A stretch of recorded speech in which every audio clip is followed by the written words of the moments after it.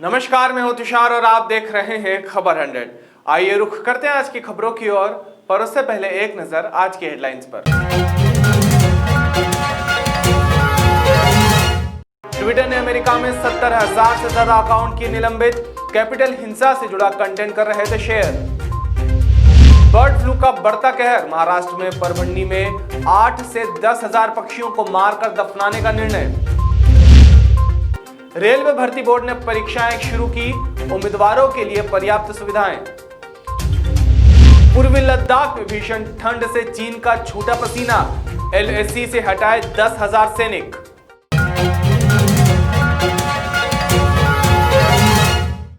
इंदौर में पलासिया के car showroom कर्मचारी और उसके साथी ने कस्टमर को 11 लाख रुपए की चपत लगा दी। आरोपी ने कार के रुपए ले लिए और गाड़ी अपने ही साथी को डिलीवर कर दी। फरियादी ने मामले की शिकायत आला पुलिस अधिकारियों से की, जिसके बाद दोनों के खिलाफ केस दर्ज किया गया है। एमआईजी पुलिस के अनुसार फरियादी गोविंद पिता मुकुंदराव यादव निवासी वैष्णो देवी नगर ने पलासिया स्थित लैंडमार्क ऑटोमोबाइल से एक कार खरीदी थी। कार का उन्होंने फाइनेंस करवाया था। कंपनी के शोरूम वालों के खाते में 11,13,000 रुपए भी आ गए थे। शोरूम के कर्मचारी कल्पेश सिंह ने इसके बाद वह कार मनोज पिता श्रीधर शर्मा निवासी द्वारिकापुरी को दे दी। गोविंद ने पूरे मामले की पड़ताल की तो शोरूम वालों ने बताया कि मनोज को उन्होंने ही कार लेने के लिए भेजा था, इसीलिए कार दे दी गई। गोविंद ने इसकी शिकायत पुलिस से की, जिसके बाद शोरूम के कर्मचारी कल्पेश सिंह पिता दारा सिंह चंद्रवत और मनोज के खिलाफ धोखाधड़ी और अमानत में खयानत का प्रकरण दर्ज किया गया है। गोविंद यादव के द्वारा ये अपने लैंडमार्क ऑटोमोबाइल से होंडा शोरूम है, वहाँ पे होंडा सिटी बुक करी गई थी। होंडा सिटी बुक करी तो उन्होंने लोन के माध्यम से नगद करीब 11 लाख रुपए जमा किया, पर वो लैंडमार्क ऑटोमोबाइल के एक कर्मचारी कल्पेश सिंह ने ये गोविंद यादव को गाड़ी ना देते हुए ये मनोज शर्मा को ये गाड़ी उनको डिलीवर कर दी। बाद में जब 3 महीने बाद जब गोविंद यादव को पता चला कि ये गाड़ी उनके नाम से थी पर उनको डिलीवरी ना देके ये मनोज शर्मा को डिलीवरी कर दी गई है, तो उन्होंने आवेदन दिया। आवेदन जांच पे से थाना एमआईजी पर अपराध कायम किया गया। तराना के स्थानीय झंडा चौक में क्षेत्रीय विधायक महेश परमार के नेतृत्व में बड़ी संख्या में कार्यकर्ताओं और किसानों ने धरना प्रदर्शन किया, जिसमें किसान बिल के विरोध में और बेतहाशा भीड़, बढ़ती हुई महंगाई को लेकर, पेट्रोल डीजल के बढ़ते दामों को लेकर और किसानों की मुआवजा राशि और फसलों आपती दाम नहीं मिलने के विरोध में धरना प्रदर्शन किया गया, जिसमें सभी कांग्रेस के कार्यकर्ताओं ने मंच पर अपने अपने विचार व्यक्त किए। धरना प्रदर्शन समाप्त कर तहसीलदार सोनम भगत को ज्ञापन सौंपा गया। झंडा चौक में धरना प्रदर्शन किया गया, किस उद्देश्य को लेकर किया गया आपके द्वारा? देख रहे हैं पिछले 45 दिन से हमारा किसान भाई सिंधु बॉर्डर में धरना देकर बैठा है। देश की किसान विरोधी सरकार ने पिछले दरवाजे से दोनों सदन राज्यसभा और लोकसभा में कोई इस पर चर्चा नहीं की और ये कानून लाद दिए हैं। किसान विरोधी कानून है। कांग्रेस पार्टी हम सब लोग उसका पूर्ण विरोध कर रहे हैं। आज आपने देखा झंडा चौक में हजारों की संख्या में हमारे किसान भाइयों ने हमारे ब्लॉक कराना मार्गून कायदा और पूरे विधानसभा क्षेत्र के किसान भाइयों के साथ मिलकर हजारों की संख्या में हमने ये चेतावनी दी है मध्य प्रदेश और देश की सरकार को। ये कानून जो किसान विरोधी कानून आपने लागू किए हैं, किसान भाइयों की पीठ तोड़ने का काम, पीठ पर जो वार किया है, इसको हम विरोध करते हैं, पूर्ण विरोध करते हैं और लड़ाई हमारी जारी रहेगी। देश के माननीय प्रधानमंत्री जी को देश के शीर्ष उद्योगपति अंबानी जी के यहाँ उनके पुत्र के यहाँ पुत्र पैदा होने में खुशी जाहिर करने जा सकते हैं, लेकिन देश के किसान अन्नदाता जो देश को पालने का काम करते हैं, अपने परिवार के अपने बच्चों का पेट काट के देश के हजारों लाखों करोड़ों असंख्य लोगों का पेट भरने का काम करते हैं, वो शहीद हो रहे हैं, वो 0- डिग्री तापमान में मर रहे हैं, लेकिन देश के प्रधानमंत्री जी और देश की भाजपा की सरकार उनकी तरफ देखने का काम नहीं कर रही है और उल्टा उनके खिलाफ उनको कभी पाकिस्तानी बोलते हैं, कभी चाइनीज़ बोलते हैं, कभी खालिस्तान के समर्थक बोलते हैं। भैया ये तो देश के किसान अन्नदाता हैं, इनकी समस्या सुनो प्रधानमंत्री जी, ना कि उद्योगपतियों के साथ जश्न मनाओ। हम इसका विरोध करते हैं और ये लड़ाई हमारी जारी रहेगी जब तक एक कांग्रेस कार्यकर्ता के शरीर में एक खून है, जब तक हम लड़ाई लड़ते रहेंगे और अगर हमारे प्राण भी हमें किसान भाई को देना पड़े तो वो भी हम देने के लिए तैयार है। आर पार की लड़ाई लड़ेंगे। पानसेमल तहसील के अंतर्गत आने वाले गांव में शिव मंदिर में 3 दिवस के धार्मिक अनुष्ठान और विधि विधान से नई मूर्ति की प्राण प्रतिष्ठा की जा रही है। पानसेमल तहसील के ग्राम पंचायत भारतीय जन सहयोग से ग्रामीणों द्वारा गांव के शिव मंदिर की खंडित मूर्ति को 3 दिवस के धार्मिक अनुष्ठान और विधि विधान से नई मूर्ति का प्राण प्रतिष्ठा का ये कार्यक्रम किया जा रहा है। वहीं महाराष्ट्र से आए हुए ब्राह्मणों के द्वारा यहाँ पर पूजन कार्य किया जा रहा है, साथ भी हवन भी किया जा रहा है।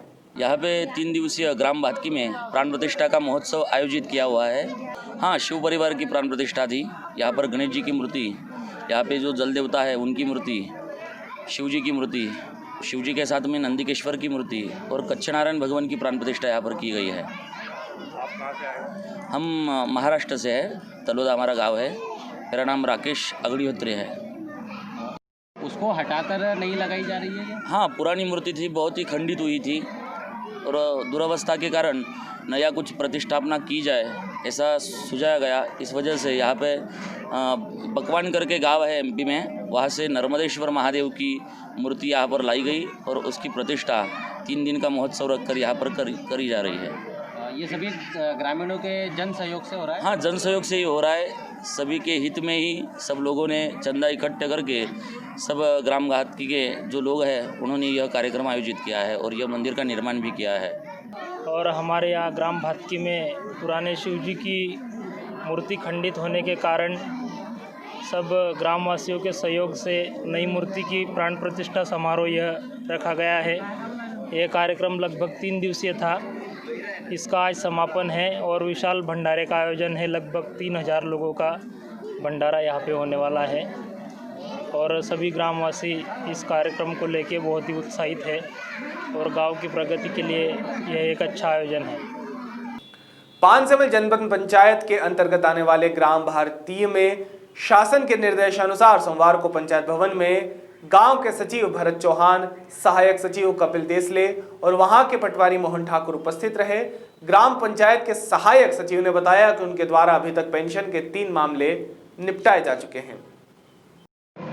भैया, आप आज पंचायत में किस कार्य के लिए आए थे? हम पंचायत में ये रबी फसल लिखाने के लिए आए थे। आपने किसने बोला था आपको? हमको चौकीदार ने बताया। अच्छा, आपका फसल लिख दी आपने? हाँ, लिखवा रहा है, जो थोड़े लिखवा दिए और बाकी है लिखवा चालू है। आपका नाम क्या है? ताराचंद बटू सिंह, ग्राम पंचायत भातकी। और आपने क्या क्या बोया है अभी रबी की फसल में? मक्का और फल्ली है। आपका नाम क्या है? सर, मेरा नाम मोहन ठाकुर, पटवारी, ग्राम भातकी पंचायत और हल्का नंबर 9 और करणपुरा हल्का नंबर 6, बाईगौर हल्का नंबर 5 और मलगांव हल्का नंबर 7। मेरे पास कुल 4 पंचायतें हैं। मैं प्रति सोमवार पंचायत में उपस्थित रह के कार्य करता हूं और किसानों के जो नामांतरण बंटवारे संबंधी आवेदन निपटाए। अभी जो मुहिम चली इसमें सर यहाँ पे 10 के लगभग मृतक के करे हमने अभी और 3 बंटवारे के आवेदन लगाए हुए हैं जी। प्रधानमंत्री आवास में ग्राम पंचायत भातकी को 200 का टारगेट मिला था, उसमें से 180 आवास पूर्ण कर लिए गए हैं और अभी 2 दिन पहले तीसरी किस्त की 10 हितग्राही की राशि आई 40,000 की और 5 लोगों की 15,000 की पूर्णता की किस्त आई है। नए प्रकरण उसमें नए जो आवास योजना के नए प्रकरण 34 सैंक्शन हो रखे हैं, लेकिन अभी राशि नहीं आई है। जैसे राशि आएंगी तो वो भी चालू हो जाए। निवाड़ी के सहायक पशु चिकित्सा अधिकारी आरपी तिवारी ने कर्तव्य निष्ठा की मिसाल पेश की है। समय पर आवागमन का साधन न मिलने पर उन्होंने कोहरे बारिश के बीच अपने बेटे के साथ 350 किलोमीटर मोटरसाइकिल पर सफर कर बर्ड फ्लू का सैंपल भोपाल पहुंचाया है। उनके इस सराहनीय कदम के बाद क्षेत्र में उनकी काफी तारीफ की जा रही है। नाम है आपका? आरपी तिवारी। सर, आप कहाँ से आए थे और क्या लेके आए थे? पृथ्वीपुर से आए थे बर्ड फ्लू के सैंपल लेकर। परसों दिन सभी मानव विभाग के लोगों ने मिलकर सूर का गांव जाकर वहां से सैंपल एकत्रित किए। फिर रात के 8 बजे हमें बताया कि तुम्हें लेकर जाना है और उस समय संपर्क किया तो कोई ट्रेन का रिजर्वेशन नहीं हो पाया। तो सोचा बस से जाएंगे तो बस भी नहीं पकड़ सकते, टीकमगढ़ से थी 10 साढ़े 10 बजे बस। टीकमगढ़ भी हम नहीं इतने जल्दी पहुंच सकते थे। तो फिर सुबह निकले हम 6 बजे लगभग, सैंपल उठाए, वहाँ से आगे चले, रास्ते में पानी गिर रहा था। कहाँ से आए थे आप? बाइक से चले। बालक को लिवाया कि हमको इतनी लंबी गाड़ी चला नहीं पाएंगे, बालक को लिवा के बाइक से चले। फिर हमने सोचा कि अब पहुँचते पहुँचते समय से हम माने 5 बजे तक पहुँचना था, 5 बजे तक भोपाल नहीं पहुँच पा रहे थे, मौसम खराब था, इसलिए हमें रास्ते में रुकना पड़ा। रास्ते में सिरसौदा मोड़ पर हमने हल्टिंग की और फिर वहाँ से सुबह चले, यहाँ आके अभी जमा कर दी है, सैंपल जमा कर दिए। हाँ। कितनी चिड़ियाँ मर गई थी? चिड़ियाँ काफी बता रहे हैं वहाँ। अच्छा, आपके सरकारी गाड़ी नहीं थी आपके आने के लिए? सरकारी गाड़ी नहीं दी हमें। तो आपने अधिकारियों से कहा भी था कि साहब जाएंगे कैसे, ये पूछा? हाँ, उनसे पूछा था, कहा तो बोले अब अभी नहीं जा पाए तो सुबह चले जाना। नहीं, आपने ये नहीं पूछा कि वाहन की व्यवस्था क्या है? पूछा तो बोले किसी अपने हिसाब से जाओ, तुम किसी भी वाहन से, बस से जाओ, ट्रेन से जाओ। ठीक। राष्ट्रपिता महात्मा गांधी के हत्यारे नाथुराम गोडसे को अपना आदर्श मानने वाले हिंदू महासभा ने ग्वालियर में गोडसे का मंदिर बनाने की घोषणा पहले ही कर दी थी और अब पार्टी ने अपने कार्यालय में गोडसे ज्ञानशाला का शुभारंभ कर दिया है। शुभारंभ के दूसरे दिन पार्टी ने गोडसे की तस्वीर को भगवान की तस्वीर के साथ रखा, उसकी पूजा अर्चना की और उसके साथ सुंदर कांड का पाठ और भजन कीर्तन किया। आज हमारे संगठन मंत्री विनोद जी का जन्मदिन भी था और हिंदू महासभा ने सामाजिक समरसता सम्मेलन भी रखा था यहाँ पर, कि सभी हिंदुओं को एकत्रित करने के लिए, कि सारे हिंदू एकत्रित हों, सारे संगठन एकत्रित हों और हिंदुत्व की भावना फैले, उसी के विषय में यहाँ पर दौलतगंज स्थित कार्यालय में कार्यक्रम रखा गया। सैकड़ों लोग शामिल थे इसमें, संख्या नहीं है कि कितने लोग शामिल थे, गिनती नहीं लगा सकते। हिंदू महासभाई बहुत सारे एकत्रित थे यहाँ पर। सामाजिक समरसता की जरूरत क्या पड़ेगी? सामाजिक समरसता की जरूरत इसलिए है क्योंकि आज समाज जो विखंडित हो रहा है, जातिवाद में बंट रहा है, तो जातिवाद को समाप्त करने के लिए हिंदू महासभा ने पहल की है कि सर्वजन हिताय सर्वजन सुखाय की कामना को लेकर कि सभी एक वृक्ष की डाल हैं, जितने भी मनुष्य हैं, चाहे वो अपने आप के लिए कुछ भी मानते रहें, जातिवाद में ना बटें, एक वृक्ष का फूल मानकर हमको भारत देश में चलना है और अखंड हिंदू राष्ट्र भारत के लिए बनाना। ग्वालियर की आबकारी पुलिस ने डीडी मॉल में स्थित ब्लू लॉन्ज डिस्कोथिक पर छापामार अंग्रेजी शराब और बियर जब्त की है। आबकारी विभाग के सब इंस्पेक्टर प्रवीण कुमार उपाध्याय ने मीडिया को बताया कि उन्हें सूचना मिली थी कि ब्लू लॉन्ज में अवैध रूप से शराब पिलाई जा रही है। सूचना पर जब छापा मारा गया तो वहां पर बड़ी मात्रा में अलग अलग ब्रांड की अंग्रेजी शराब और बियर मिली। इन लोगों ने लाइसेंस भी रिन्यू नहीं करवाया था। बरामद शराब और बियर की कीमत लगभग 45,000 रुपए बताई जा रही है। डीडी मॉल में ब्लू लॉन्ज में शिकायत थी कि यहाँ पे शराब पिलाई जा रही है और शराब बेची जा रही है। गत वर्ष इनका लाइसेंस था, इस वर्ष इन्होंने लाइसेंस रिन्यूअल नहीं कराया था, तो हम लोग चेक करने गए शिकायत के आधार पर, तो वहाँ तलाशी में विभिन्न ब्रांडों की मदिरा बियर जब्त की गई। इसकी कीमत लगभग 43,000 रुपये आंकलित, 45,000 मान मैक्सिमम। विदेशी मदिरा और बियर दोनों। पकड़ा किसको गया? नितिन गुप्ता अभी पकड़ा है, लेकिन उसमें विवेचना जारी है। नितिन गुप्ता है एक, तो अब वो दूसरा देखना पड़ेगा कौन, अगर वो आरोपी है या नहीं है। वो मालिक संचालक का हमें आइडिया नहीं है, उसके तफ्तीश में विवेचना में पता लगेगा कि इसका संचालन कौन चला है। जिसमें कुछ युवा युवती भी थे बैठे? नहीं, युवा युवती कोई नहीं थी उस समय, कुछ नहीं था। अभी यहाँ पे खाली पड़ा। थर्ड फ्लोर पर ऊपर? हाँ, थर्ड फ्लोर पर ब्लू लॉन्ज डिस्को थे के नाम से। ये एमपी की शराब मिली है या अन्य जगहों की? ये इसमें एमपी की भी है और अन्य प्रांतों की भी है। तो उनसे पूछताछ में पाएगा किस तरह शराब कहाँ से लाया करते थे बाहर? अब ये पूछताछ विवेचना का विषय, तो इसमें थोड़ा सा टाइम लगेगा, अभी एकदम कुछ नहीं बताया जा सकता। ठीक है। सरदारपुर के मोहनखेड़ा तीर्थ में युवा कांग्रेस का प्रदेश स्तरीय 3 दिवसीय बुनियादी प्रशिक्षण शिविर आयोजित किया गया। इसके दूसरे दिन अखिल भारतीय युवा कांग्रेस के राष्ट्रीय प्रभारी कृष्णा अल्पावरू, राष्ट्रीय अध्यक्ष श्रीनिवास बीवी, अखिल भारतीय युवा कांग्रेस मीडिया प्रभारी राहुल राव, पूर्व मुख्यमंत्री दिग्विजय सिंह और राम पुनियानी उपस्थित हुए। प्रशिक्षण शिविर का उद्देश्य आयोजन संगठन को मजबूत बनाए रखना है और आगामी चुनाव में कांग्रेस को किस प्रकार मजबूत बनाया जाए, इस बात पर ध्यान दिया जाएगा। बता दें साथ ही 3 दिवसीय प्रशिक्षण में दिग्विजय सिंह तो प्रशिक्षण शिविर समापन दिवस पर कमलनाथ प्रदेश भर से आए कार्यकर्ताओं को गुरु मंत्र भी देंगे। ये बात विचारधारा की है।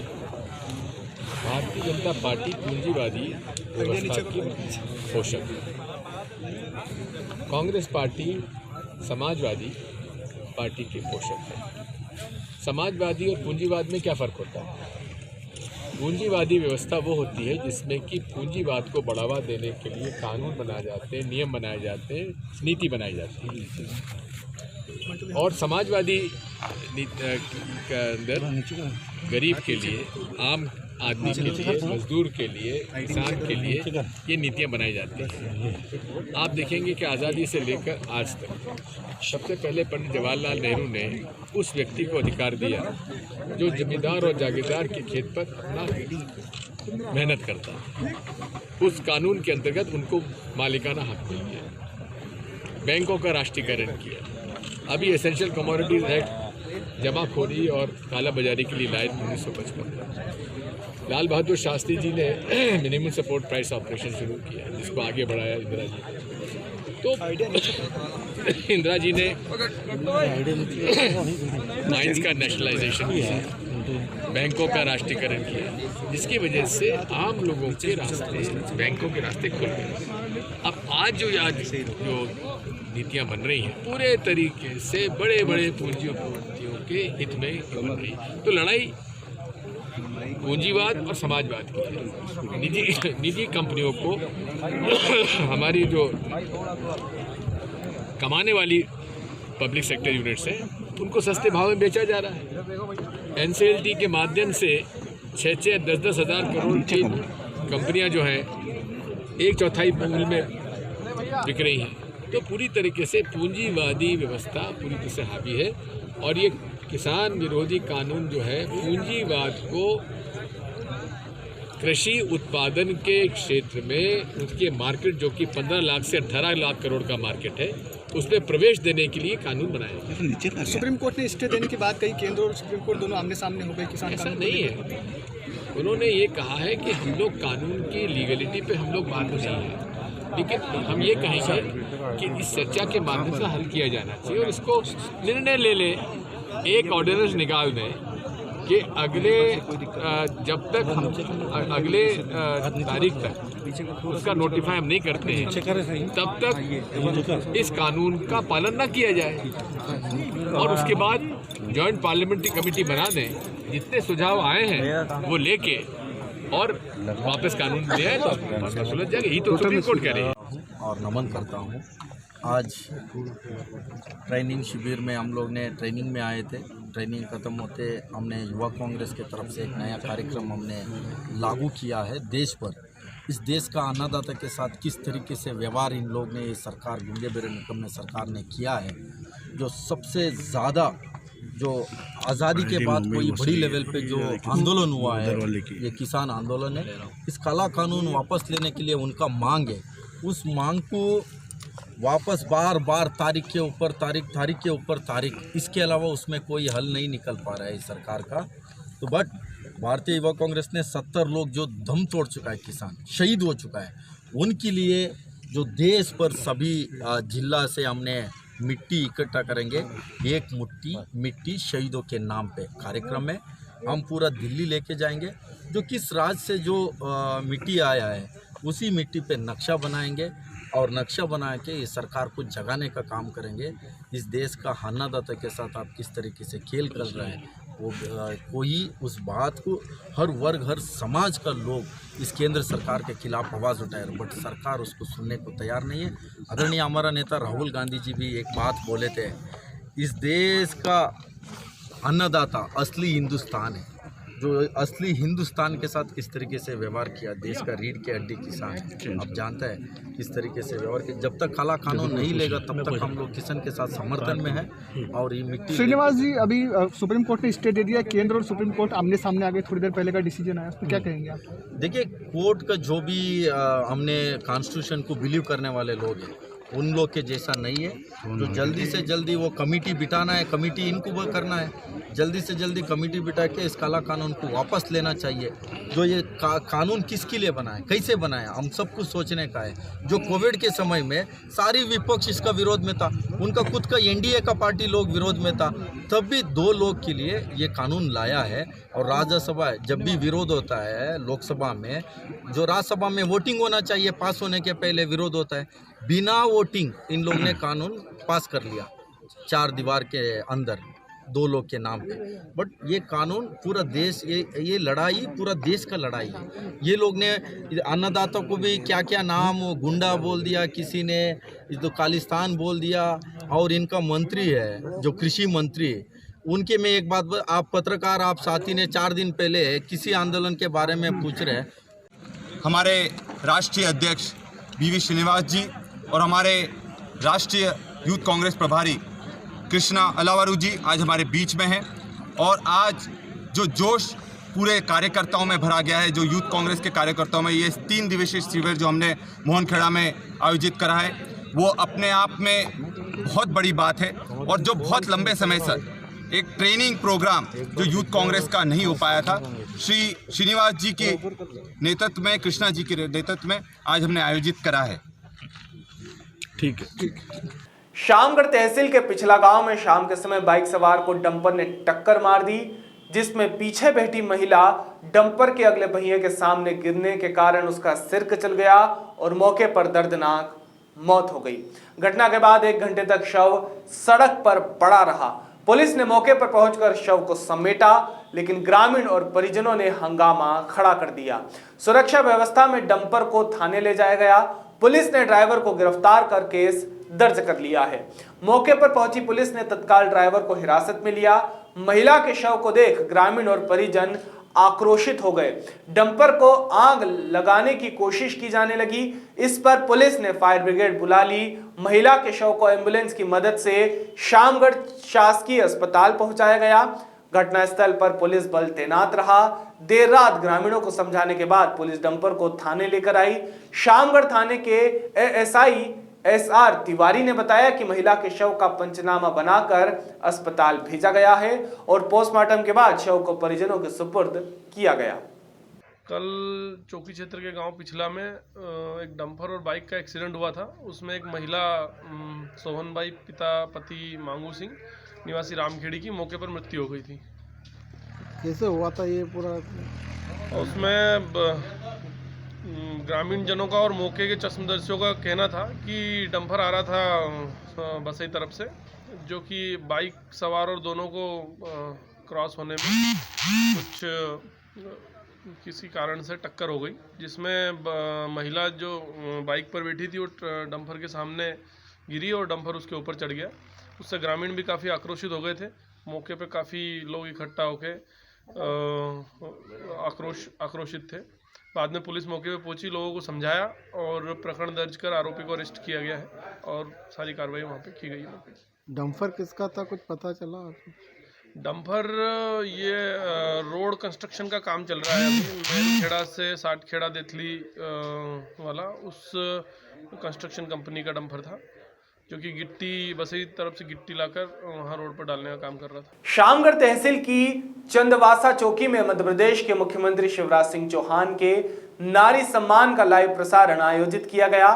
उसके पश्चात चौकी प्रभारी राकेश चौधरी और स्टाफ शासकीय उच्चतर माध्यमिक विद्यालय चंदवास पहुंचे और वहां पर कक्षा 9वीं से लेकर 12वीं तक के समस्त छात्र छात्राओं को संबोधित किया। वहीं मुख्यमंत्री द्वारा नारी सम्मान को लेकर छात्र छात्राओं से चर्चा की गई, जिसमें मोबाइल पर व्हाट्सएप, फेसबुक और अन्य ऐप्स के दुष्परिणामों को भी बताया गया।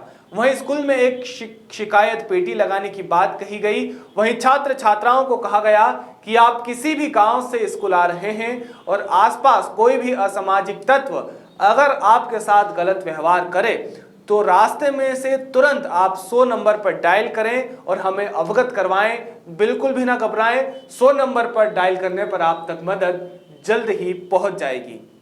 अभी के लिए केवल इतना ही। बाकी ताजा खबरों के लिए जुड़े रहिए खबर 100 के साथ, जनता की बुलंद आवाज।